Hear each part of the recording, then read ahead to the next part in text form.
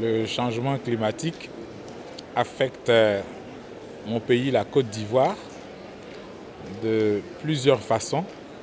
Et je peux citer des exemples dans mon pays qui se caractérisent par plusieurs phénomènes tels que l'absence de pluie, la sécheresse et quand il y a la pluie aussi, des catastrophes telles que l'inondation de certaines localités. Je peux donner des exemples précis. En 2014, au moment où on n'attendait pas la pluie est venue de façon très forte et il y a eu des inondations dans les milieux urbains, notamment dans la ville d'Abidjan, où il y a eu des morts d'hommes, beaucoup d'habitations détruites. Mais pour le planteur, pour les agriculteurs, ça a été un désastre. Et je peux citer en 2014 par exemple, des milliers d'hectares de plantations de bananes dessert qui ont été inondés et détruits. Donc ça, c'est un exemple d'inondation.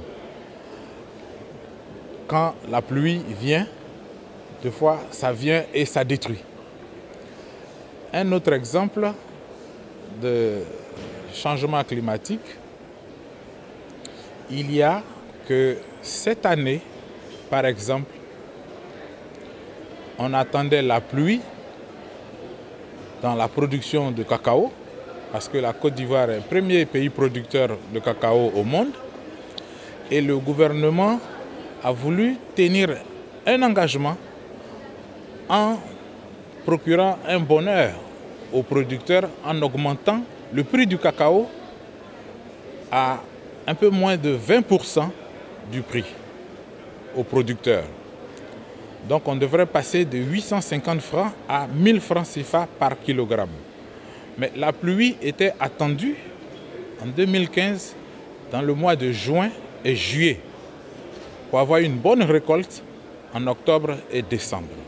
Malheureusement, le gouvernement a tenu son engagement en augmentant le prix à 1000 francs et pour la période de octobre à décembre qui représente 60% de la production nationale, la production a connu une baisse parce que la pluie n'est pas venue à temps. Donc les producteurs avaient en face d'eux un bon prix, mais la production n'a pas donné. Donc le gouvernement a tenu ses engagements. Malheureusement, le climat n'a pas tenu son engagement. Ça, c'est deux exemples que je peux donner. Est-ce que c'est un programme que votre organisation est en train de faire pour l'adaptation au changement climatique? Oui, il faut dire que face au déséquilibre du climat, au changement de calendrier agricole, nous avons essayé de mettre en place une politique d'information et de sensibilisation des producteurs. Cela passe par des formations.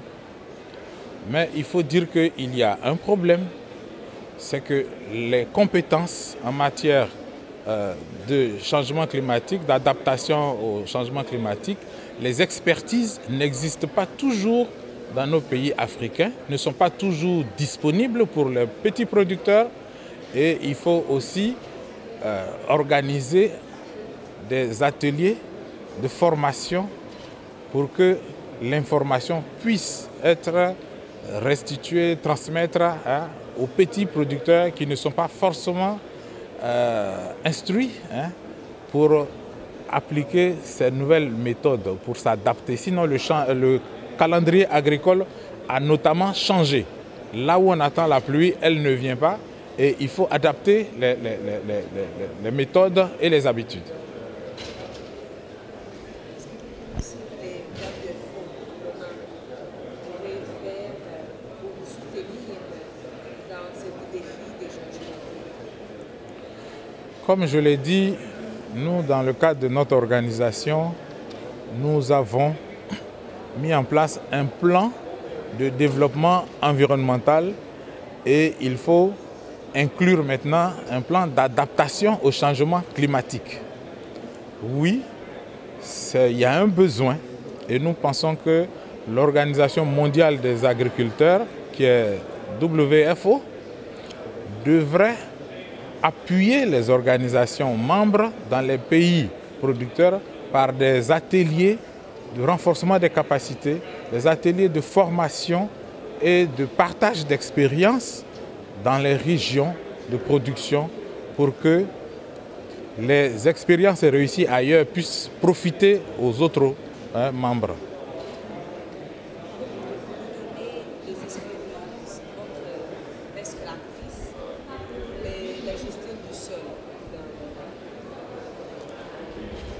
Oui, en matière de bonnes pratiques au niveau de la gestion du sol, il faut dire que dans le cadre de nos organisations, en ce moment dans le cacao, nous participons à des programmes de certification des plantations et du produit, de la production.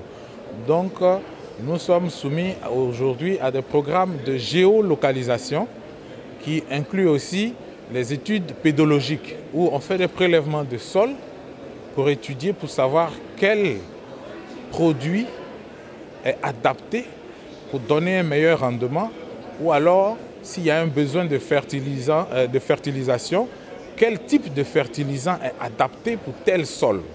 Donc, c'est des choses aussi qui coûtent de l'argent pour le petit producteur que nous sommes. Donc, nous essayons de nous inscrire dans ce programme-là par le biais des programmes de certification.